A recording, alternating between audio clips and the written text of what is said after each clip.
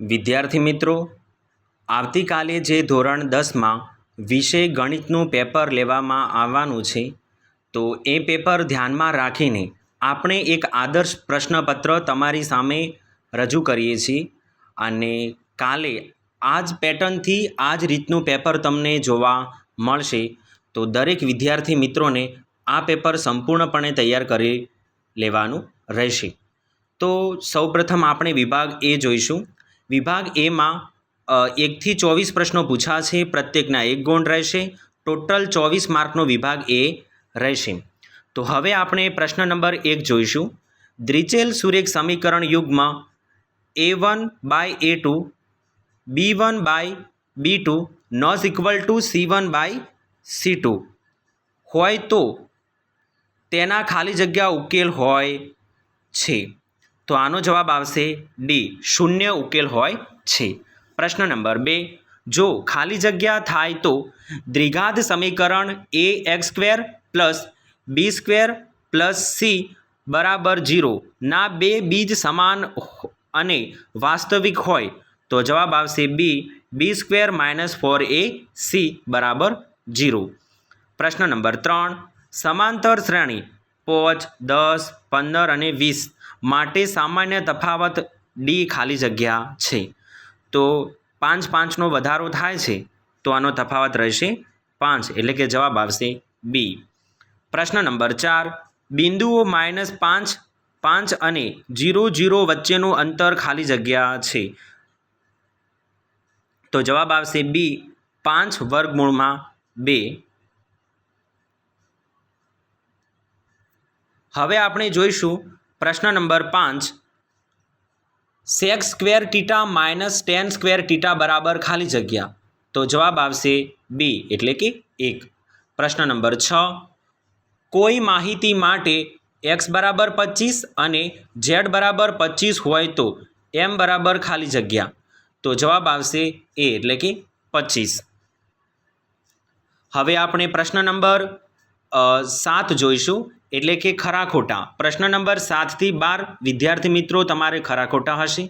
Direct પ્રશ્ન number 7 અને જવાબ આપવાનો રહેશે. તો પ્રશ્ન નંબર 7માં જોઈશું. 5 + 2 વર્ગમૂળમાં 49 એ ખાલી જગ્યા સંખ્યા છે. તો જવાબ આવશે સમય. કેવી સંખ્યા છે? સમય સંખ્યા છે. પ્રશ્ન નંબર 8 જોઈશું. દ્વિઘાત બહુપદી 4x² - 3x - 7ના શૂન્યનો ગુણાકાર ખાલી જગ્યા છે.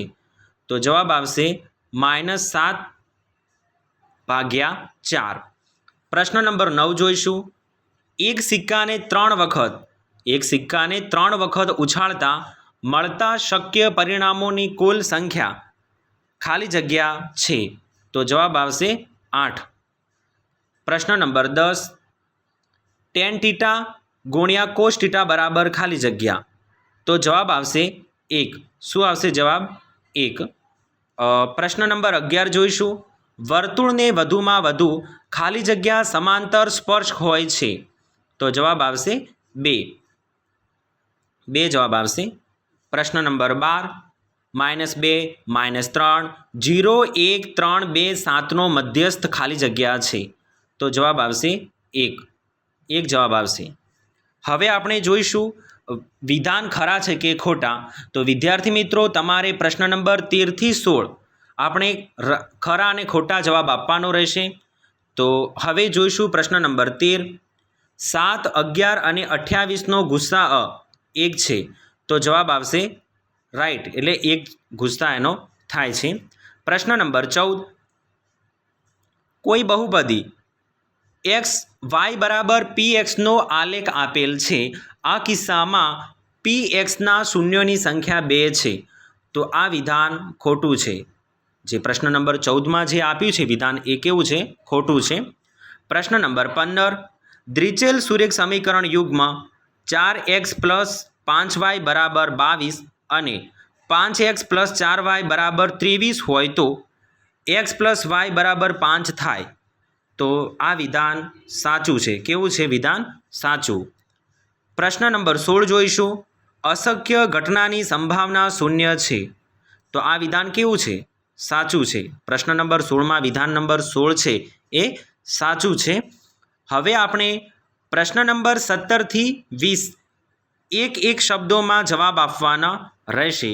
તો હવે આપણે પ્રશ્ન નંબર 17 જોઈશું. A, 2A, 3A, 4A સમાંતર શ્રેણી છે કે નહીં? તો આમાં આવશે સમાંતર શ્રેણી. જવાબ આવશે સમાંતર શ્રેણી. હવે આપણે જોઈશું પ્રશ્ન નંબર 18માં વર્તુળની અંદર આવેલા બિંદુઓ વર્તુળને કેટલા સ્પર્શે છે? તો 0. એક પણ બિંદુને સ્પર્શ કરતા નથી. પ્રશ્ન નંબર 19 સમતોલ પાસાને એક વખત 3નો ગણિત ન મળે તેની સંભાવના કેટલી છે? તો 2/3. કેટલી છે? 2/3. હવે પ્રશ્ન નંબર 20 જોઈશું. પ્રથમ 21 પ્રાકૃતિક સંખ્યાઓનો મધ્યસ્થ ખાલી જગ્યા છે. તો પ્રશ્ન નંબર 20નો જવાબ આવશે 11. હવે આપણે ખરા ખોટા જોઈશું. તો પ્રશ્ન નંબર 21 થી 24માં એ ખરા ખોટા આપેલા છે. તો પ્રશ્ન નંબર 21 અર્ધગોલકના વર્તુળાકાર આધારનું ક્ષેત્રફળ તો આવશે πr². પ્રશ્ન નંબર 21માં સાચો જવાબ આવશે πr². પ્રશ્ન નંબર 22 ₹5 સિક્કાનું ઘનફળ તો જવાબ આવશે સી એટલે કે πr²h. તો પ્રશ્ન નંબર 23માં જોઈશું. ટીટા ખૂણાવાળા વૃત્તાંશની છાપની લંબાઈ ખાલી જગ્યા છે. તો જવાબ આવશે πr θ/180. પ્રશ્ન નંબર 24 વર્તુળનો પરિઘ તો πd આ વર્તુળનો પરિઘ હતો. વિદ્યાર્થી મિત્રો હવે આપણે વિભાગ 2 જોઈશું. જે વિભાગ 2 છે એ પ્રશ્ન નંબર 25 થી 37 એમ 13 પ્રશ્નોમાંથી કોઈ પણ 9 પ્રશ્નોના જવાબ આપવાના રહેશે અને વિભાગ 2 ટોટલ 18 માર્કનો રહેશે. તો હવે આપણે પ્રશ્ન નંબર 25 જોઈશું. દ્વિઘાત બહુપદી x² - 12x + 12ના શૂન્યો શોધો. તો તમારે આ પ્રશ્નોના શૂન્યનો શોધી અને જવાબ આપવાનો રહેશે. પ્રશ્ન નંબર 26 દ્વિઘાત બહુપદીના શૂન્યનો સરવાળો અને શૂન્યના ગુણાકાર અનુક્રમે 13/6 અને 1 હોય તેવી દ્વિઘાત બહુપદી મેળવો. પ્રશ્ન નંબર 27 જોઈશું. દ્વિઘાત સમીકરણ x² - 8x + 15 = 0નો અવયવીકરણ રીતને ઉકેલ શોધો. હવે પ્રશ્ન નંબર 28 જોઈશું. સમાંતર શ્રેણી 2, 7, 12 અને 20મું પદ શોધો. તો હવે આપણે પ્રશ્ન નંબર 29માં જઈશું. પ્રથમ 1000 ઘન પૂર્ણાંક સંખ્યાઓનો સરવાળો શોધો. પ્રશ્ન નંબર 30 બિંદુઓ 2, 3 અને 8, 11 વચ્ચેનું અંતર શોધો. પ્રશ્ન નંબર 31માં જોઈશું. બિંદુઓ P 2 - 3 અને Q કૌંસમાં 10y વચ્ચેનું અંતર 10 એકમ હોય તો yની કિંમત શોધો. પ્રશ્ન નંબર 32માં જોઈશું. sin θ = 4/5 તો cos θ અને tan θની કિંમત શોધો. આ ચેપ્ટરમાં 2 દાખલા પૂછાય છે. પ્રશ્ન નંબર 32 અને પ્રશ્ન નંબર 33. તો કિંમત શોધો. sin θ અને cos θ પ્લસ sin 30 ડિગ્રી અને cos 16 ડિગ્રી આ બંનેનો મૂલ્ય મૂકી અને જવાબ મેળવવાનો રહેશે. એક કોષ્ટક છે, કોષ્ટક તમારે તૈયાર કરી લેવું. જો કોષ્ટક આવડશે તો તમને 33 નંબરનો પ્રશ્ન આરામથી જવાબ મેળવી શકશો.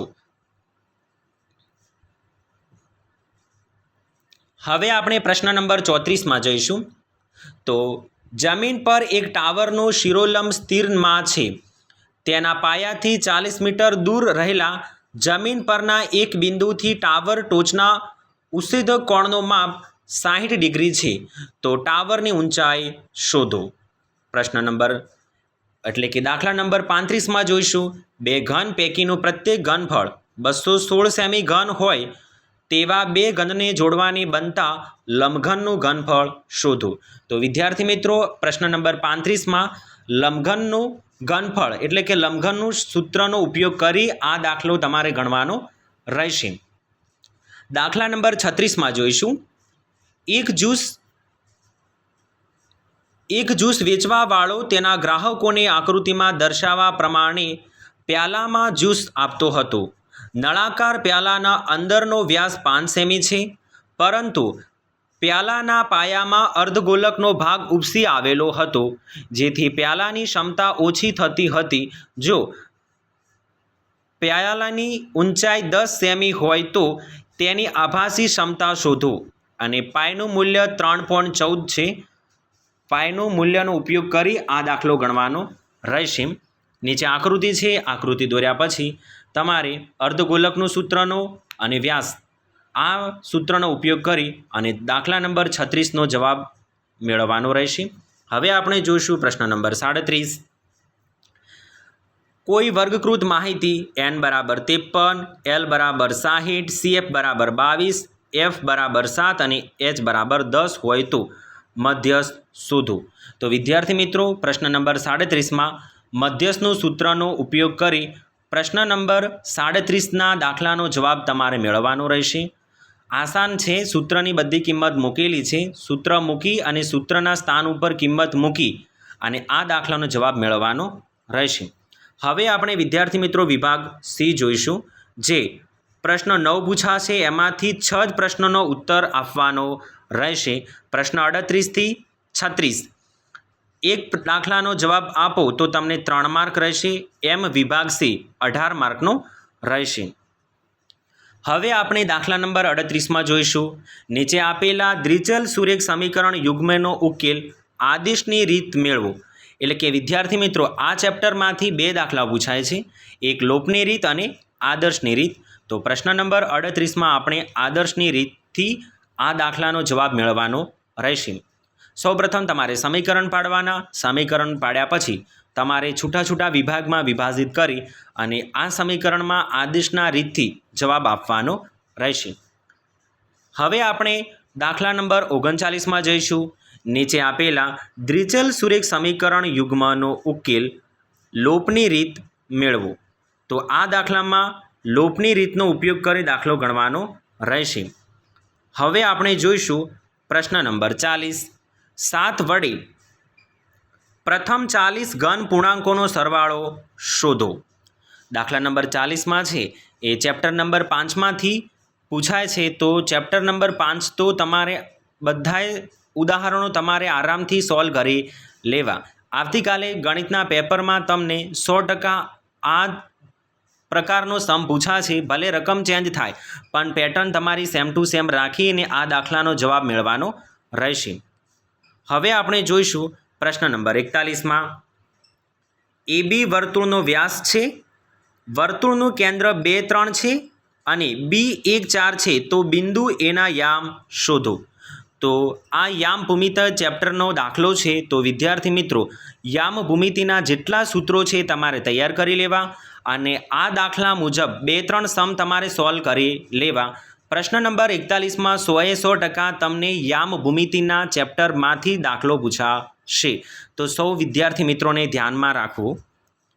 હવે આપણે જોઈશું દાખલા નંબર 42માં, જે યામ ભૂમિતિના અંદરના ચેપ્ટરમાંથી જ એક સમ પૂછાય છે.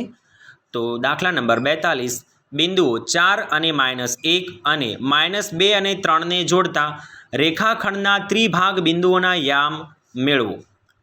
દાખલા નંબર 43, તો સાબિત કરો કે વર્તુળના બહારના બિંદુમાંથી વર્તુળને દોરેલા સ્પર્શકોની લંબાઈ સમાન હોય છે. આ મોસ્ટ વેરી ઇમ્પોર્ટન્ટ પ્રમેય છે, જે દરેક વિદ્યાર્થી મિત્રોને તૈયાર કરી લેવો અને પ્રશ્ન નંબર 43માં આવતીકાલે તમને જોવા મળી શકે છે. તો હવે પ્રશ્ન નંબર 44માં જઈશું. 2 સમકેન્દ્રી વર્તુળની ત્રિજ્યાઓ 41 સેમી છે અને 40 સેમી છે. તો મોટા વર્તુળની જીવા નાના વર્તુળને સ્પર્શે છે, તો તેની લંબાઈ શોધો. તો પ્રશ્ન નંબર 44માં આ દાખલો તમને પૂછાઈ શકે છે. તો આ દાખલાની પ્રેક્ટિસ કરી લેવી. હવે આપણે પ્રશ્ન નંબર 45માં જઈશું. નીચેના કોષ્ટક 1 વર્ષ દરમિયાન એક દવાખાનામાં દાખલ થયેલા દર્દીઓની ઉંમર દર્શાવે છે અને જે કોષ્ટક વર્ગ અને દર્દીઓની સંખ્યાના આધારે બહુલક શોધો. તો વિદ્યાર્થી મિત્રો, આપણે પ્રશ્ન નંબર 45માં બહુલક સૂત્રનો ઉપયોગ કરી આ દાખલાનો જવાબ મેળવવાનો રહેશે. હવે પ્રશ્ન નંબર 46માં જઈશું.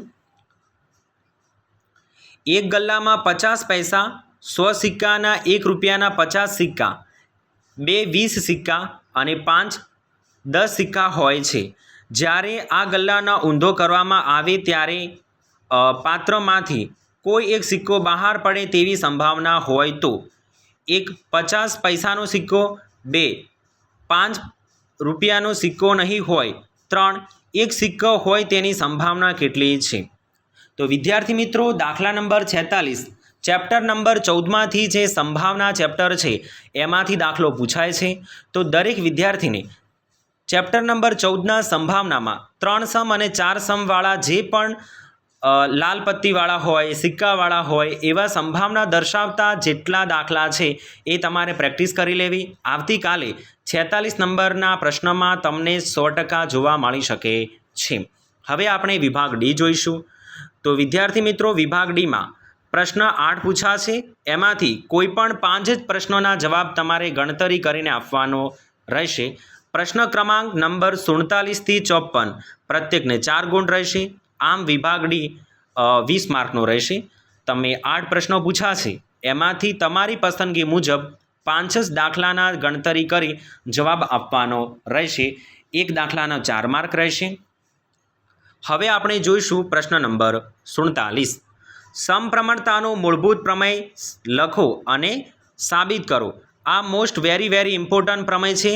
6.1 દરેક વિદ્યાર્થી મિત્રોને વિભાગ ડીમાં પ્રશ્ન નંબર 47માં સમપ્રમાણતાનો મૂળભૂત પ્રમેય પૂછાશે. તો દરેક વિદ્યાર્થીને આ પ્રમેય સંપૂર્ણપણે તૈયાર કરી લેવો. હવે આપણે પ્રશ્ન નંબર 48માં જઈશું. તો 90 સેમી ઊંચાઈ એક છોકરી વીજળીના થાંભલાના તળિયે 1.5 સેમી ઝડપથી દૂર જઈ રહી છે.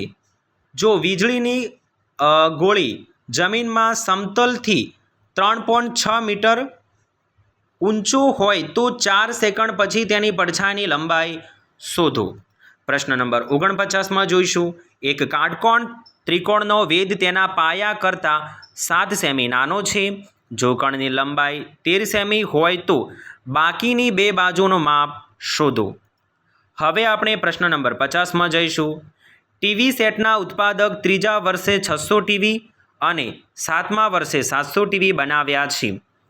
તે માટે છે કે દરેક વર્ષ ઉત્પાદિત ટીવીની સંખ્યા એક સમાન વધતી હોવી જોઈએ. તો 1 પ્રથમ વર્ષનું ઉત્પાદન, 2 10મા વર્ષનું ઉત્પાદન, 3 7મા વર્ષનું કુલ ઉત્પાદન ટીવીની સંખ્યા શોધો. તો આ બી મોસ્ટ વેરી ઇમ્પોર્ટન્ટ દાખલો છે. દરેક વિદ્યાર્થીને પ્રશ્ન નંબર 50 તમારે સોલ્વ કરી લેવો. હવે આપણે આગળ જઈશું પ્રશ્ન નંબર 51. તો પ્રશ્ન 51માં વિસ્તારમાં 25 પરિવારના ખોરાકનો દૈનિક ઘરગથ્થુ ખર્ચ બતાવે છે. તો પરિવાર ખોરાકના દૈનિક ઘરગથ્થુ ખર્ચનો મધ્યક યોગ્ય રીતનો ઉપયોગ કરી શોધો. તો વિદ્યાર્થી મિત્રો, પ્રશ્ન નંબર 51માં મધ્યકનો સૂત્રનો ઉપયોગ કરી આ દાખલાનો જવાબ તમારે મેળવવાનો રહેશે. હવે આપણે પ્રશ્ન નંબર 52 જોઈશું. જો નીચે આપેલ આવૃત્તિ વિતરણનો મધ્યસ્થ 28.5 હોય તો એક્સ અને વાયના મૂલ્યો શોધો. તો વર્ગ અને આવૃત્તિ આપેલી હશે. તમારે ખૂટતી આવૃત્તિ ગોતવાની રહેશે. દરેક વિદ્યાર્થી મિત્રોને એક પોઈન્ટ ધ્યાનમાં રાખવો. પ્રશ્ન નંબર 51 અને પ્રશ્ન નંબર 52 એવા 2 દાખલા 8 માર્કના તમને પૂછાશે. એ બંને દાખલા ચેપ્ટર નંબર 13 એટલે કે આંકડાશાસ્ત્રમાંથી પૂછાય છે. તો પ્રશ્ન નંબર 51માં તમારે મધ્યક શોધવાનું હશે અને એક પ્રશ્ન નંબર 52માં જે પ્રશ્ન પૂછાય છે તમારે ખૂટતી આવૃત્તિ શોધવાનો પૂછાય છે. તો દરેક વિદ્યાર્થી મિત્રોને આ 2 દાખલાના બને ત્યાં સુધી આવતીકાલે પેપરમાં તમને તો જોવા તો મળશે, પણ 2 થી 3 વાર આવા સમ લઈ અને તમે પ્રેક્ટિસ કરશો તો તમને સંપૂર્ણપણે 51 અને 52 પ્રશ્નોના જવાબ તમે આપી શકશો. તો હવે આપણે પ્રશ્ન નંબર 53માં જઈશું. સરખી રીતે ચીપેલા 52 પત્તાની થોકડીમાંથી એક પત્તું કાઢવામાં આવે તો 1 લાલ રંગનું મુખ મુદ્રાવાળું પત્તું હોય, 2 લાલ રંગનો ગુલાબ હોય, 3 કાળા રંગનો એક્કો હોય અને 4 એકો ન હોય તેવી સંભાવના શોધો. તો વિદ્યાર્થી મિત્રો ચેપ્ટર નંબર 14માં સંભાવનામાંથી પ્રશ્ન નંબર 53 અને 54માં 2 દાખલા પૂછાય છે.